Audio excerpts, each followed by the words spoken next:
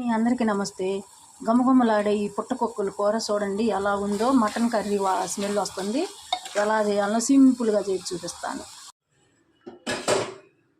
కొంచెం ఒక అర స్పూన్ సాల్ట్ వేసి వీటిని ఒక 3 నిమిషాలు అలా ఉడికిస్తే వాటర్ పైకి వస్తాయి. ఆ వాటర్ పడేసుకొని మనం కర్రీ చేసుకోవాలి. 2 చెక్క పలుకులు, 2 లవంగం పలుకులు, 4 స్పూన్ల ఆయిల్, ఉల్లిపాయ ముక్కలు,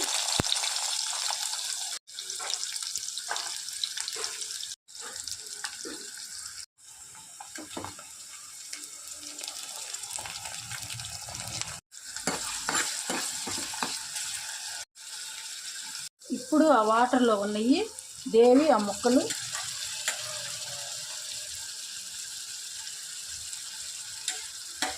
నిమిషాలు మగ్గనియ్యాలి. ఆ తర్వాత కారం వేసుకోవాలి.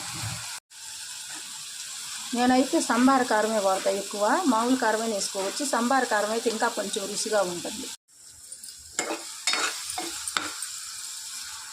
కొంచెం గ్రేవీ రావటానికి కొంచెం వాటర్ వేసుకోవాలి. ఒక 5 నిమిషాలు ఉడికాక ధనియాల పౌడర్ వేసుకోండి. కానీ నేను సంబార కారంలోనే ధనియాలు, జీలకర్ర, కరివేపాకు అన్నీ ఉంటాయి కనుక నేను ధనియాల పౌడర్ వేయట్లేదు.